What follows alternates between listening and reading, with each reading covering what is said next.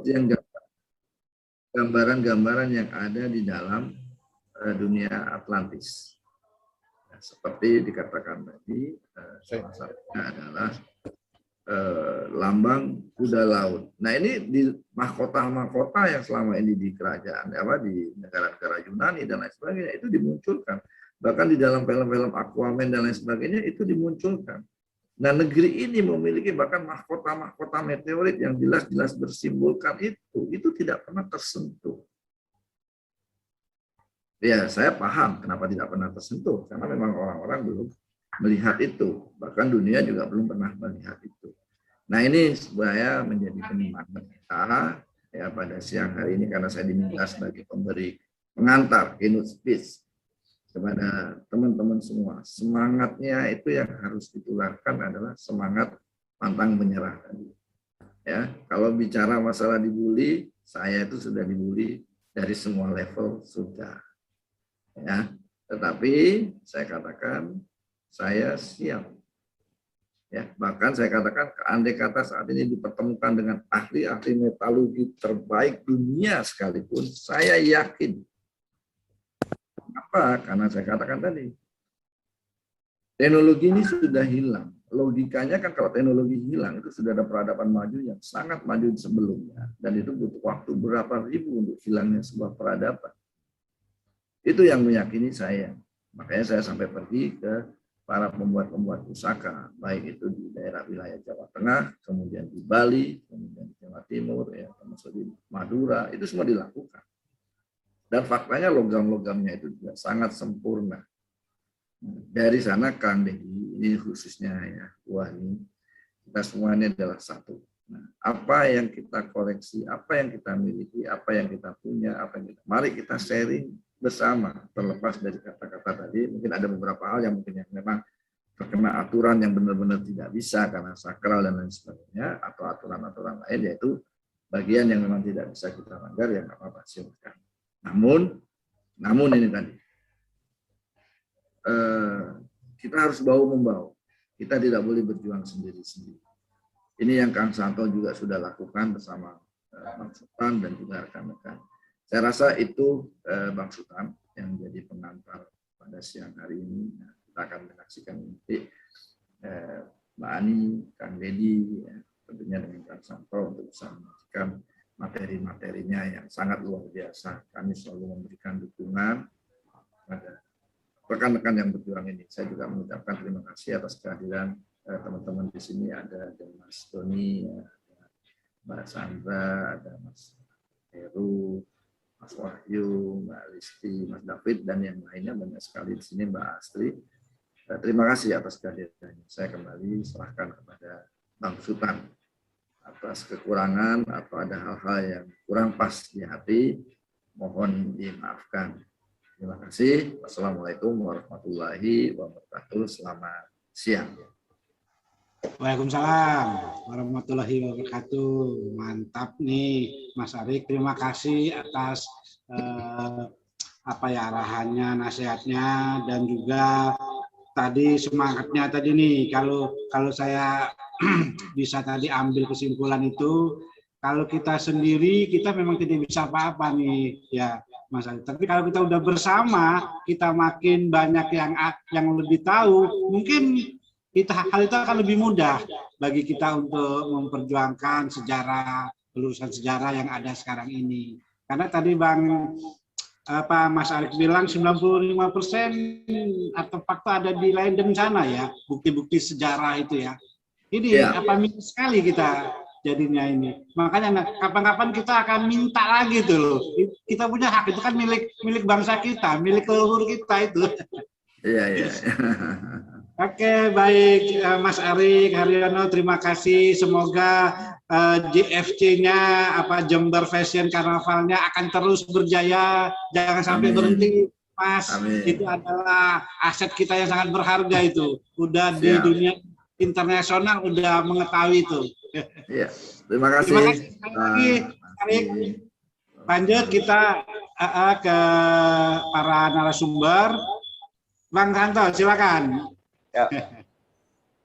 Ya, alhamdulillah terima kasih teman-teman, terima kasih Bang Sultan, terima kasih Mas Arik, terima kasih Bu Ani, terima kasih Kang Deddy, sama Mbak Retno. Ini ada tamu spesial kita, kemudian ada banyak lagi yang nggak bisa saya sebutin. Orang-orang ini orang-orang hebat semua nih Bang Sultan yang hadir nih, alhamdulillah. Jadi seperti ini, yang perlu dicatat ya untuk semua peserta, terutama Mbak Ani sama Kang Deddy, kita ini orang-orang spesial yang hadir di sini, orang-orang khusus. Saya sering katakan kalau kita itu sebenarnya bangsa Arya yang sudah diklaim oleh Jerman itu. Mereka tidak ada dasar kalau mereka itu Arya. Sesungguhnya Arya itu kita. Dan orang-orang pilihan ini, di antara itu Kang Arik, kemudian Bu Ani, Mas Deddy, terus ada teman-teman lain yang nanti teman-teman lain ya bisa japri ke Bang Sultan, nomor hatinya ada, atau tulis di chat untuk mempresentasikan apa yang dia punya, misalkan kayak kolektor kayak Bu Ani, kayak Mas Deddy, itu bisa nanti kita publish. Jadi selain Mas Arik juga Bu Ani, Mas Deddy, itu teman-teman yang lain silakan hubungi Bang Sultan untuk dipublish seperti ini, diseminarkan, diwebinarkan. Jadi saya katakan seperti itu, kita ini orang-orang spesial, orang-orang pilihan. Di darah kita itu mengalir DNA Arya. Arya itu kita. Terus sekarang ini kan sejarah catatan kita kan sudah terbalik ya, terbalik. Jadi tugas kita lah adalah meluruskan sejarah. Tugas kita meluruskan, kemudian Mas Ari, Bu Ani itu punya data-datanya. Kemudian yang perlu dicatat dari kata-kata Mas Ari itu harus gigih, istiqomah tetap berjalan. Kumpulkan semua, kemudian tulis apa yang bisa ditulis tentang benda itu. Kemudian kalau bisa itu didaftarkan, nanti teknik pendaftarannya itu ada Mas Dino, bisa ditanyakan seperti apa. Jadi kegigihan Mas Arik itu harus dipunyai oleh teman-teman semua, terutama Mas Deddy dan Bu Ani. Ya, jadi maju terus, kembalikan sejarah benar Indonesia, berjuang terus, gigih, pantang menyerah. Bulian itu hal yang wajar. Mas Arik udah 10 tahun, 9 tahun lebih dibully orang. Jalan terus, Bang Sultan kuatkan mentalnya. Kang Dokman juga lebih banyak, siap. Oke, lanjut terus, silakan berdiskusi, silakan mempresentasikan apa yang dipunya, maju terus, pantang menyerah. Silakan.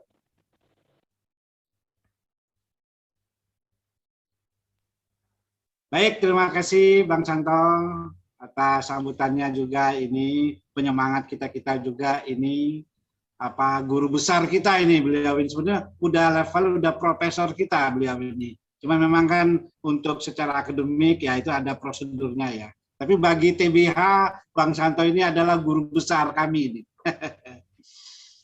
Oke, silakan. Baik, selanjutnya kita akan menuju ke narasumber pertama ya.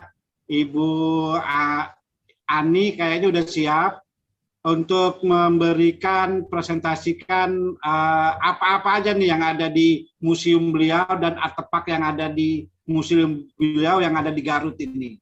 Untuk itu mungkin waktu kita persilakan untuk Bu Ani. Silakan Bu Ani. Ya, terima kasih. Assalamualaikum warahmatullahi wabarakatuh. Aduh. Warahmatullahi wabarakatuh. Saya merasa merupakan sebuah penghargaan yang luar biasa gitu, bisa berbicara di sini bersama orang-orang hebat. Ya Allah, terima kasih. Jadi saya merasa dihargai gitu kan, karena apa? Sebuah perjuangan dari tahun 1996 gitu kan. Sampai saat ini saya masih begini-begini aja gitu. Belum menyentuh terhadap pemerintahan. Tapi saya tidak bermasalah ya, tidak apa-apa, karena kami punya visi, punya misi, dan punya tujuan bahwa kami adalah ingin menunjukkan bahwa baru satu wilayah saja gitu kan, kita ini luar biasa gitu kan. Apa yang saya temukan itu bisa ratusan, mungkin kalau saya mampu bisa ribuan gitu kan. Tapi yang tadi kita tidak sengaja mencari artefak, tapi artefak itu datang sendiri, maksudnya bisa dilihat sendiri, bisa ditemukan sendiri tanpa harus bersusah payah. Berarti begitu banyak dan luar biasa gitu kan. Apalagi mungkin saya berpendapat begini, mungkin semua masyarakat yang ada di Indonesia itu memiliki benda-benda gitu kan itu, tapi mungkin mereka menyimpannya karena apa? Ada budaya yang sangat hebat di negara kita gitu kan. Karena apa? Benda-benda itu ternyata tidak satu kan, misalkan gini, salah satu kami menemukan satu misalkan kapak beliung ya, kapak beliung misalkan ditemukan di masyarakat, tetapi tiba-tiba hampir semua masyarakat ada dalam kampung 1 RT semuanya punya. Nah itu bagi mereka itu dijadikan sebagai obat panas lah apa ya gitu kan, mereka itu berpikirnya bahwa itu adalah sebagai amulet atau segala macam. Tapi saya berpikir oh iya berarti ada budaya yang terus berjalan dan itu masih disimpan, berarti ada nilai gitu kan bagi masyarakat itu dari secara turun temurun, dan saya sebutkan ini dari mana, itu dari kakek dan terus dan mereka itu saat inilah gitu dia tuh tidak peduli karena mereka berpikir untuk apa. Nah di sini saya berusaha untuk apa menyimpan gitu kan dari apa yang mereka simpan bagi yang rela gitu kan. Ini museum ini di sini banyak sekali apa ya, ada sebuah temuan dari lapangan misalkan itu salah satu bentuk kegiatan-kegiatan yang sudah dilakukan itu salah satunya apabila artefak ini selalu dipamerkan di setiap kegiatan, baik hari jadi Garut atau misalkan, nah salah satunya ada Kang Dedi yang selalu mendorong saya dalam kegiatan kemah budaya ya, Kang Dedi terima kasih, subhanallah saya ketika bertemu kita ada jalinan yang sangat mesra untuk tetap kita berjuang bersama walaupun kita tidak usah berpikir ini apa, kita maju terus, apapun yang kita temukan ini adalah budaya gitu kan. Jadi kita tidak berpikir apa harus ada penghargaan, harus ada disanjung, tidak. Tapi kita itu ini bagaimana gitu. Bagaimana dengan budaya kita itu mau diapakan? Apakah kita akan melupakan sejarah? Apakah kita akan melupakan benda-benda tersebut? Sementara sejarah yang sekarang itu masih dalam pemikiran saya masih terkotak-kotak, ada yang putus gitu ya. Jadi antara sejarah yang dulu dengan yang sekarang itu seperti terputus itu. Maka ya kami saatnya untuk mengumpulkan benda-benda itu mudah-mudahan gitu kan. Ada dari A sampai Z itu bisa aja dalam museum saya itu berhubungan. Ini zaman ini semuanya ada. Mudah-mudahan saja gitu. Itu hanya sebagai saya untuk membuka tabir di mana kitab-kitab kuno juga ini seperti ini juga belum pernah saya buka gitu kan. Semua juga belum saya tulis karena apa? Saya tidak tahu ini zaman apa gitu. Ini peradaban apa? Terus ini siapa yang bertanggung jawab gitu kan? Siapa yang harus membuka ini? Masa saya yang menjelaskan, saya hanya menemukan ini gitu. Saya hanya menyimpan benda ini. Kalau saya misalkan menyebutkan ini benda ini juga mungkin kurang bijaksana. Itu terlalu egois bagi saya. Tapi ya kalau misalkan tidak ada data dari yang lain ya udah saya menjelaskan dari mulai penemuannya, dari masyarakat itu sendiri. Itu aja sih kalau bagi saya untuk apa yang saya temukan dari mulai artefak, dari batu-batu yang terlihatnya sangat kuno hingga sampai yang modern, bahkan sampai kemerdekaan pun di sini disimpan, dan itu semua luar biasa. Dan memiliki satu benda aja sangat sulit ditemukan, tapi di sini ada semua. Tapi kadang-kadang siapa gitu, ini siapa untuk siapa dan harus dibagaimanakan gitu. Kalau misalkan hanya disimpan saja tanpa ada penelitian, sepertinya percuma saja kan, ya sebagai tontonan aja kan. Nah, ini benda-benda yang ada di sini itu adalah semua hasil daripada temuan saya.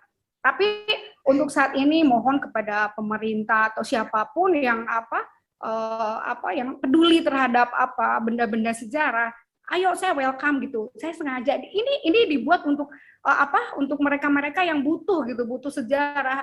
Apa sih negara kita itu gitu dulunya seperti apa? Ini dalam satu tanda kutip kita dalam satu desa atau dalam satu kecamatan. Tapi kok benda-bendanya luar biasa gitu kan. Apalagi kita itu Nusantara, wow. Luar biasa, tapi ada nggak gitu yang kita sama-sama, kalau misalkan semua bisa bekerja seperti saya, itu mungkin akan menjadi sebuah wow gitu kan. Ternyata ketika waktu mendengar dari luar aja. Bu Ani, maaf Bu Ani. Ya. Maaf Bu Ani, saya potong aja ya, karena ini kan sifatnya kita podcast ya, jadi kita bisa tanya jawab gitu. Kira-kira ini kan kalau saya lihat di foto-foto yang satu lagi nih di HP yang satu lagi kan ada foto-foto artefaknya Ibu ini. Bisa nggak Ibu sambil sambil memperjelaskan, sambil kameranya yang ada di sini dijalankan gitu sama siapa ada Oh orang. iya, nah, bisa Kita dijelaskan. sambil lihat, gitu. Coba lihat, diperlihatkan benda-benda yang ini nih. Yang itu. Ya bisa bilang atau pakai apa yang gitu ini. kan. Yang itu tuh, yang amulet-amulet itu. Coba terus di bawah. Ya. Ya, nah itu yang di bawah, yang di atas, yang ini. Ya, Ibu bisa Nah, sambil itu jelaskan Bu, silakan Bu. Bisa sambil jelaskan aja. Yang itu kan, yang ada telur-telurnya. Nah itu, ya. Oke. Nah itu kita jelaskan itu ada di gambar itu ada kapak beliung, ada apa? Ada amulet-amulet gitu kan. Ada seperti bawang-bawang atau ada buah-buahan, ada juga seperti jenis-jenis batuannya banyak sekali gitu. Cuman itu dijadikan sebagai amulet gitu bagi mereka itu sampai sekarang jadikan jimat-jimat. Tetapi kalau bagi saya ini adalah mungkin dulu ada budaya apa di situ gitu kan sehingga bisa terkumpul gitu. Itu benda-benda luar biasa ketika saya cari aja yang dulu waktu itu ada Maaf Bu Ani, ini bendanya benda buatan asli dari Garut ya, dari Limbangan. Ya, ini semua benda yang ada di sini, insya Allah ini datang dari sini. Jadi dari Limbangan ini sendiri gitu. Jadi saya belum menerima dari luar karena apa? Saya ingin yang di luar saya pisahkan gitu kan, tidak di sini. Nanti kalau misalkan suatu saat ini dari mana? Oh ini mah dari Tasik, oh ini mah dari luar. Ya tidak tahu, tetapi saya mendapatkannya dari orang Limbangan ini sendiri gitu kan. Itu. Jadi yang berhubungan dengan kita ini adalah orang-orang yang dari lingkungan setempat. Itu. Jadi jadi kalau boleh tahu di daerah Limbangan sini ada pengrajinnya ya? Ada pengrajin. Iya, kalau kata saya mungkin pengrajin batu ya dari apa ya? Jadi gini, sini. Ini contoh ini seperti ini. Maaf ya, nih. Jangan apa lanjut terus. Nah, jangan digerakkan ya. Jadi motonya jangan digerakkan. Nah, dideketin. Nah, gitu. Ini lisung aja. Lisung itu kan yang saya tahu lisung itu satu jenis. Tetapi ketika saya berkeliling itu semua dari yang kecil sampai yang besar, sampai bentuknya yang unik, sampai itu ada gitu. Jadi subhanallah kata saya, yang saya tahu lisung kecil. Tetapi coba yang ini lagi, coba ini. Nah itu.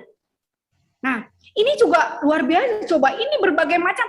Ini baru satu desa. Kebayang tidak kalau saya jalan-jalan ke seluruh Garut, kebayang tuh saya benghar sekali dengan artefak gitu. Tapi mana ada nggak yang peduli gitu kan?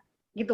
Orang lain itu menganggap semua benda-benda itu tidak berguna gitu. Makanya dengan mudah ini apa mangga kawan-kawan dah gugurutukan di sini juga gitu kan seperti. Coba itu yang sana lagi di itu Pak di. Nah, itu lebih besar lagi gitu kan.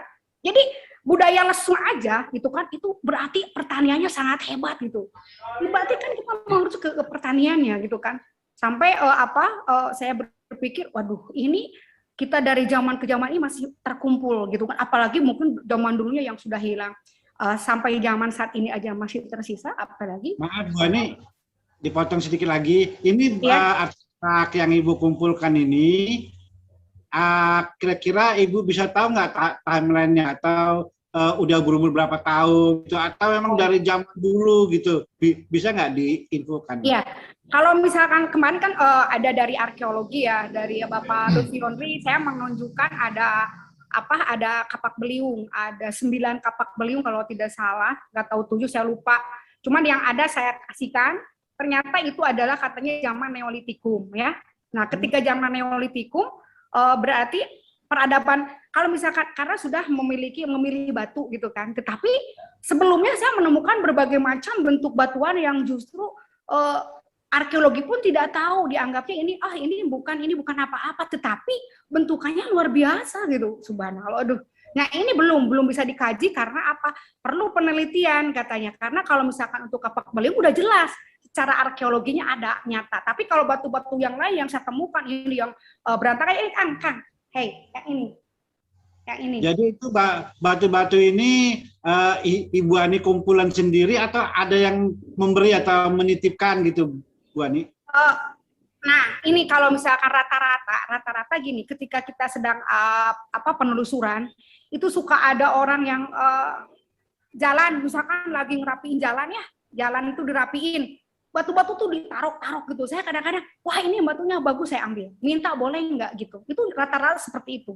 Jadi saya ini batu-batu ini tidak ada diambil dari situs atau makam, atau tidak ada sama sekali. Semua diambil di jalan-jalan, di kebun-kebun yang justru mereka itu lempar-lempar begitu saja. Jadi kalau misalkan harus dikembalikan, ya silakan saya kembalikan. Karena apa? Saya takut gitu.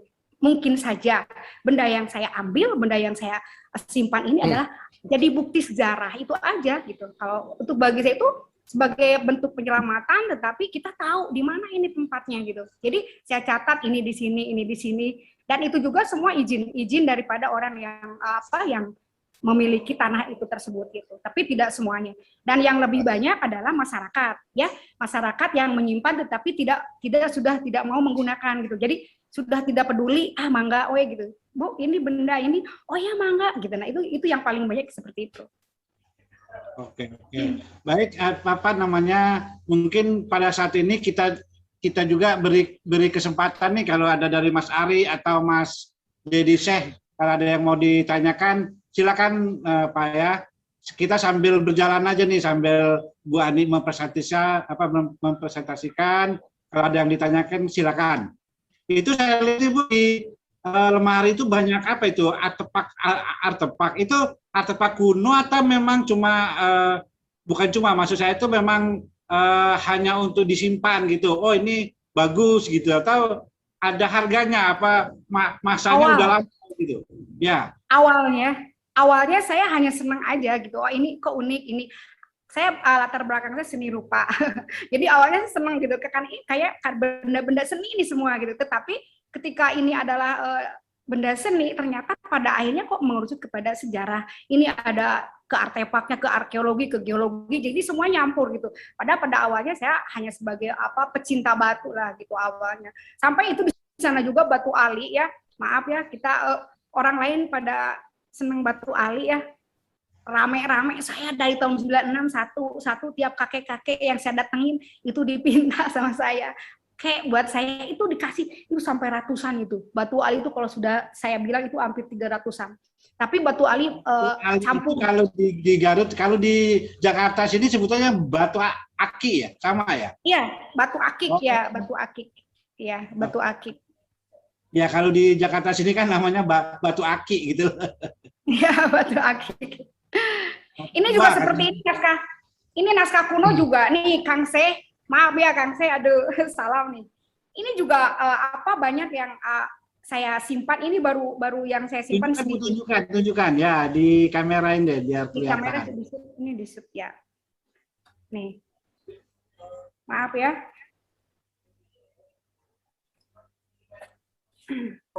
Enggak. Ini kayak seperti ini gitu. Selamat sore Pak DWH. Jadi naskah-naskah yang seperti ini pun belum pernah saya buka. Karena apa? Satu, rasa saya masih takut gitu. Ini apa gitu? Harus seperti apa melaksanakannya? Takut ada aturan etika ketika kita mau membuka ini. Yang kedua, saya juga tidak paham bahasanya.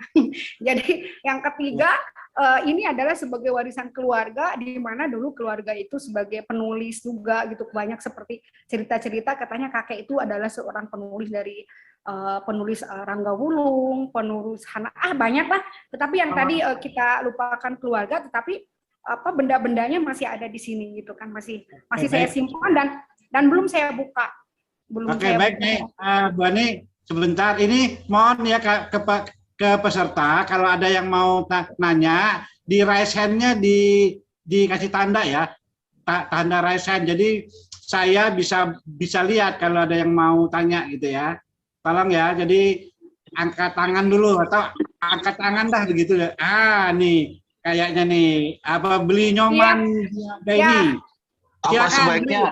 Sebaiknya kita satu-satu dulu tanda kita satu-satu persentase pembicara baru kita kita tanya jawab. Maaf, punten. Gini Pak Lukman, kali ini kan kita sifatnya podcast ya. Memang sifatnya tanya jawab ya. Beda dengan webinar atau webinar ya. Jadi tapi untuk tertibnya kalau yang mau nanya silakan raise hand di sistem atau angkat tangan. Jadi saya moderator atau host bisa tahu gitu loh, bisa memandunya ya. Ya silakan nih Pak Beli Nyoman, silakan. Iya Kang Nyoman, mangga silakan mau Silakan, bertanya Nyoman. tentang apa? Ibu, selamat sore. Mohon maaf sebelumnya. Tadi saya lihat banyak itu barang-barang pembuat yang saya lihat itu ada termasuk patung-patung, ada lesung yang Ibu paparkan tadi itu saya mohon maaf, selama ini barang-barang itu kira-kira bagaimana Ibu merawatnya? Karena kan itu barang-barang termasuk barang-barang peninggalan zaman dulu itu. Artinya sepertinya yang seperti saya ini kalau memang mendapatkan artinya barang-barang seperti itu ya kurang lebih kita tuh merawatnya dengan baik atau mungkin bisa dirawat dengan cara khusus gitu Bu. Kira-kira Ibu untuk pemeliharaan barang-barang itu kira-kira gimana Bu? Di samping ditaruh di tempat khusus atau di museum atau di tempat-tempat suci, kira-kira bagaimana Bu merawatnya selama ini Bu? Karena itu kan termasuk barang-barang pilihan itu. Baik Bu Nyoman, terima kasih atas pertanyaannya. Silakan Bu Ani sekarang dijawab. Iya, terima kasih nih buat Nyoman, pertanyaan yang luar biasa karena ini yang sangat saya tunggu-tunggu gitu. Karena apa? Ada beberapa benda yang bisa saya rawat ya dengan cara misalkan keris-keris, misalkan saya tahu ini dicucinya seperti ini gitu kan, ini seperti ini. Tetapi untuk perawatan naskah kuno gitu kan, saya nggak ngerti sama sekali gitu kan. Ini seperti apa gitu. Nah terus barang-barang ini mungkin gini, tapi maaf karena ada seperti pendapat orang lain gitu kan, kok Ibu Ani sehat-sehat saja katanya, padahal saya banyak barangnya yang mungkin akan kembali ke jiwa kita, kata mengganggu atau hal. Ya saya bilang begini, saya ini sebagai pegiat budaya, saya ini sebagai pecinta budaya. Jadi kita itu tidak memperhatikan hal itu gitu, kurang bagi saya itu kita buang dulu gitu. Yang penting saya ingin menyimpan, merawat benda-benda tersebut tanpa ada titik-titik rasa ada mistiknya atau yang lainnya saya keluar tidak saya tidak begitu karena apa? Kalau misalkan saya ada unsur-unsur yang seperti itu, waktu saya habis gitu. Jadi udah saya lepas aja. Kita punya benda ini adalah sebagai benda secara fisik dan ini adalah harus dikaji secara ilmu pengetahuan. Nah itu aja gitu Bapak. Jadi ya saya harus kuat gitu. Karena apa? Gangguan apapun ya saya harus kuat karena niat saya mulia gitu, bukan mulia. Nggak enak ya kalau niat saya mulia. Niat saya maksudnya untuk menyimpan benda ini, untuk melestarikan, dan juga untuk dijadikan sebagai penelitian. Dan saya membantu pemerintah di dalam pemajuan budaya, walaupun misalkan pemerintah masih memandang saya sebelah mata, karena mungkin belum tahu, atau mungkin harus dengan siapa dan harus bagaimana. Nah ini, dalam Zoom meeting ini mudah-mudahan gitu kan, ada para pemangku kebijakan untuk memberikan sebuah solusi bagaimana cara perawatan, bagaimana cara ini menata, bagaimana cara menulis. Ini perlu bantuan juga para ahli gitu. Kalau asal-asalan saja mungkin hasilnya juga akan asal-asalan, tapi ini butuh sekali para ahli di bidang ini gitu. Jadi sehingga ketika ada yang datang ke sini, oh ini zaman ini dipisahkan di sini. Oh ini zaman ini. Jadi kita pun nulisnya enak. Kalau kita bingung kan ini apa, ini harus gimana, kita tidak tahu gitu. Jadi mohon kepada para pemangku kebijakan bantu kami di dalam penataan penyimpanan benda-benda ini, dan juga mohon diteliti dulu ini apa gitu. Ya, mohon Ibu, mohon. Ibu. Baik Ibu, terima kasih Pak Beli Nyoman Diagarini, terima kasih atas pertanyaannya. Untuk waktu Ibu mungkin kita kasih sekitar 10 menit lagi ya. Kalau ada yang mau bertanya silakan, sebelum nanti kita berpindah ke Kang Dedi. Oh ini ada ya, Ibu Asri Widjanulia. Oke silakan Pak Asri, silakan. Terima kasih, salam kenal Bu Ani. Ya. Nah ini saya tertarik sekali Bu Ani, koleksinya luar biasa nih Bu Ani. Pertanyaan sederhana saja Bu Ani, mohon nanti bisa berbagi dari semua benda-benda yang dimiliki oleh Bu Ani ini, pasti ada ini ya, yang jadi kesayangan gitu ya. Nah itu mohon berbagi Bu Ani, kesayangannya ini dilihat dari mananya nih Bu Ani, apakah dari cara mendapatkannya kah atau bagaimana gitu ya. Terima kasih Bu Ani. Iya, Nah ini ada jadi apa ya, kita itu sebagai manusia, tapi mohon maaf ya, karena manusia itu tidak luput daripada lahir dan batin ya, bahwa manusia itu tidak luput daripada fisik dan gaib gitu ya. Ada sesuatu yang saya tidak mengerti dengan nggak enak ya, kok jadi pertanyaan. Tapi ada sisi batu yang sangat saya suka dan itu saya selalu bawa itu karena apa? Itu batu itu pun didapatkan dari sesuatu hal yang luar biasa karena temuan batu itu dari tahun kelas 3 ya, kita tidak tahu menyebutkan tahun, lupa saya, tapi kelas 3 SD saya masih ingat. Jadi dulu itu ada suatu hal yang sedikit agak mistis, tetapi seperti ada nyala gitu kan, jatuh bergelinding, tetapi saya pikir bahwa itu adalah apa seorang makhluk gaib, tapi tiba-tiba saya tidur dan ketika tidur saya mendapatkan sebuah batu kelereng dan kelereng itu saya pakai ngadu, tapi ternyata bahwa setiap saya dari 3 meter itu selalu dapat, gitu. Saya pikir itu kelereng aja, tetapi ketika saya SMP, saya SPG, saya lari ke Bandung. Bu Ani, ya. Bu Ani, bisa nggak ditunjukin juga tuh kelerengnya mana tuh? Nah, itu dia. Menarik soalnya ceritanya nih ya Pak Sultan ya. Iya, jadi waktu SPG ya, waktu SPG itu temen suka nyetrika baju, ternyata dia bilang, wah Bu Ani, kok udah gede masih nyimpan kelereng? Saya bilang, loh enggak pernah. Ternyata dia bawa gitu. Ketika saya kuliah lagi, saya simpan lagi di bapak, di orang tua. Ketika waktu kuliah, di gelas itu ada lagi kelereng. Loh kelerengnya kok ada lagi, saya simpan lagi. Dan sampai kemarin tahun 2013,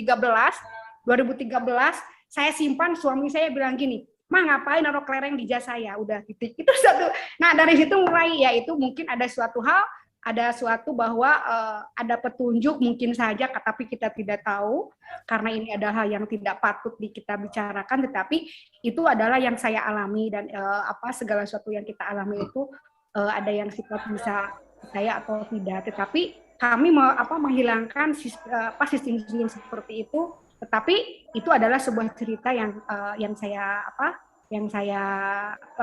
alami gitu kan. Dan bendanya hanya seperti ini, bendanya seperti ini, tetapi karena ini saya yakin ini adalah benda biasa, bukan hal yang luar biasa, ya saya bawa ke arkeolog. Saya bawa ke arkeolog loh, Bapak ini batu apa? Nah ternyata ketika ditanya kepada arkeolog, kalau tidak saya sama Bapak Profesor Bagio mudah-mudahan masih ada. Dia bilang bahwa ini adalah sebagai benda ritual. Zaman dulu mungkin katanya benda ini ketika zaman prasejarah dulu katanya dijadikan sebagai mengandung nilai-nilai tertentu lah gitu. Tapi saya bilang oh iya berarti. Nah ternyata ketika saya dapatkan ini saya dapatkan kembali sampai 7, hampir sama dari mulai yang kecil dan kecil saya temukan juga, yang gede saya temukan juga di makam yang kepunuhan.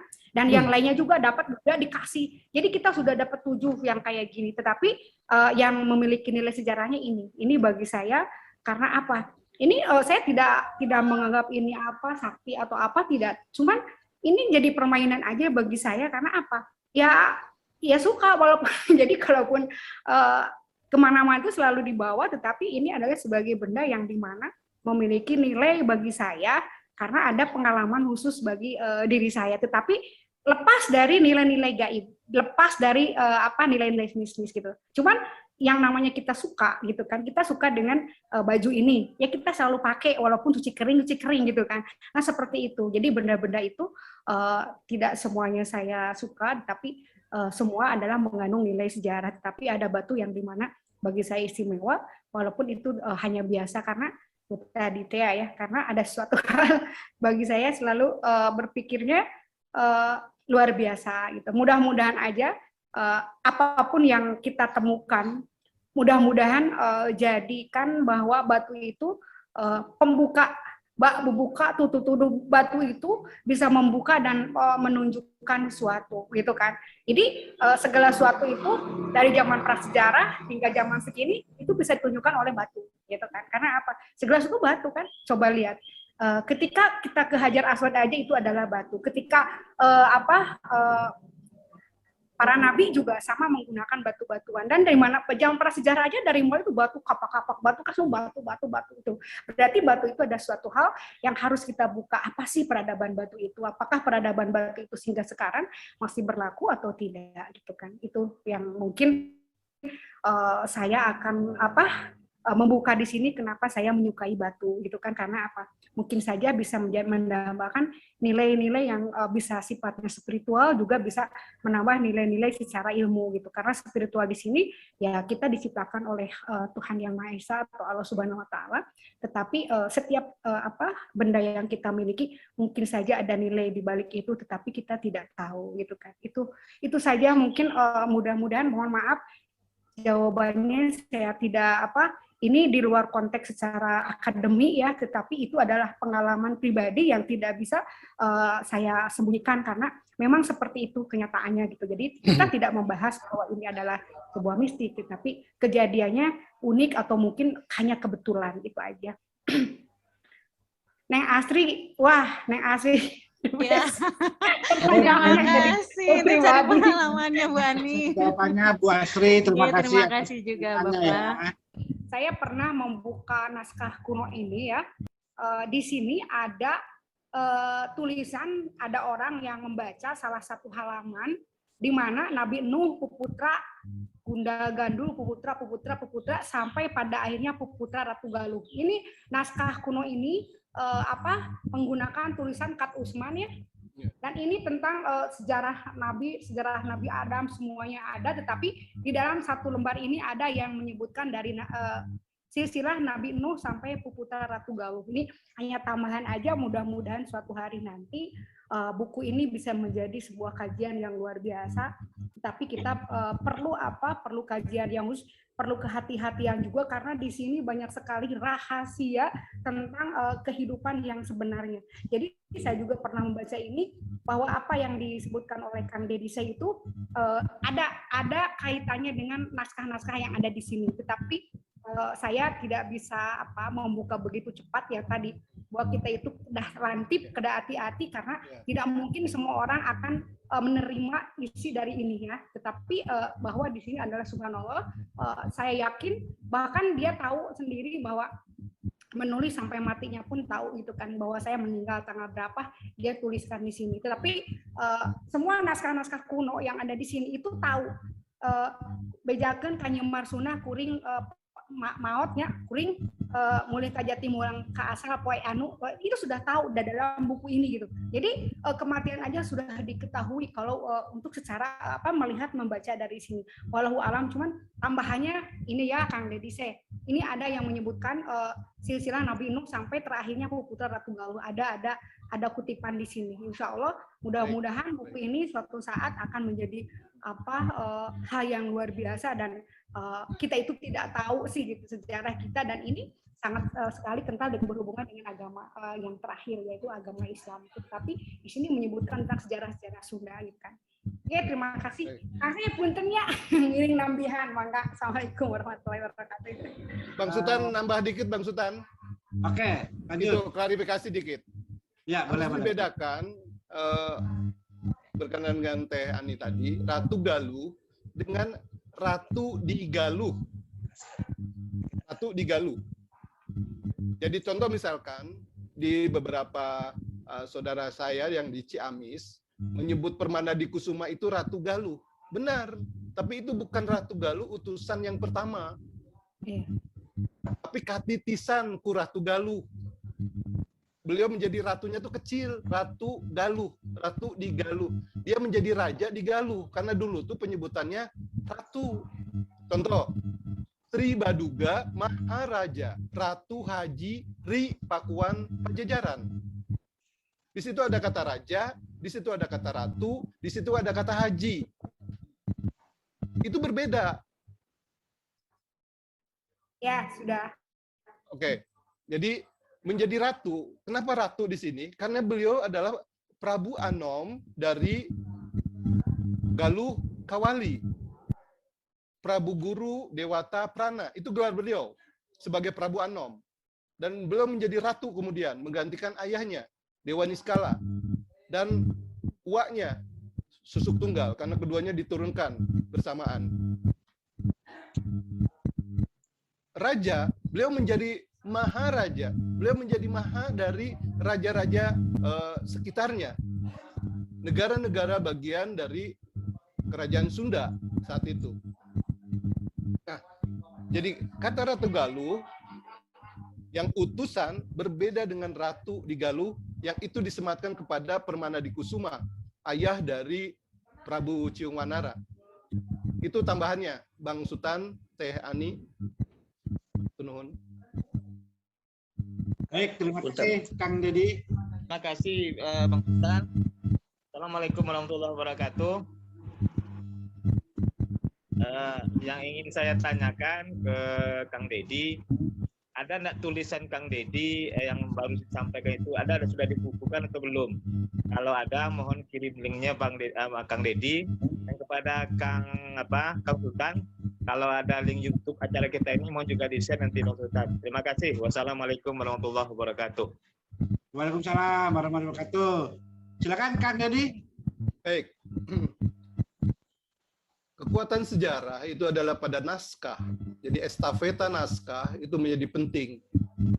Sejarah bukan sekedar interpretasi, tapi itu tercatat dan menyambung dari generasi ke generasi. Saya tidak mencatat ulang tentang itu, tapi itu senantiasa dibuka setiap tahun di malam 14 Muharram, tapi aboge, berbeda dengan Hijriah, selisih 1 hari. Jadi kalau misalkan hari ini tanggal 1 aboge itu baru besoknya. Nah, malamnya kita buka naskah itu. Dan itu siapa saja boleh. Hanya saja itu harus dibacakan sesuai di dalam naskah, itu di sekitar Dharma Raja. Itu tidak bisa dibuka di setiap hari. Itu sesuai dengan naskah perintahnya. Dan kita coba dengan Madara, masyarakat adat Dharma Raja, kita coba mentaati itu.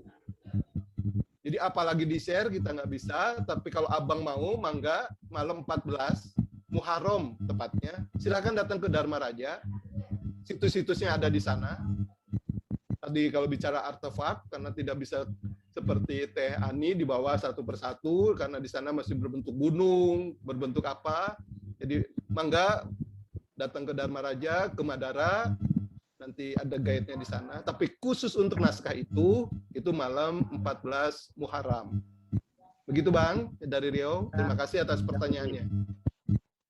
Terima kasih Bang Ami atas pertanyaannya ya. Mungkin cukup cepat tadi Bang Kang Dedi menjawabnya. Saya lemparkan lagi satu pertanyaan terakhir. Kalau nggak ada pertanyaan, mungkin untuk menutup acara, Kang Santo Sabah, Bang Santo Sabah bisa memberikan statement penutup bagaimana? Silakan Bang. Lanjut aja Bang Sultan aja kasih kesimpulannya. Oke Bang Santo, ya beliau Bang Santo kan lagi di jalan ya tadi ya.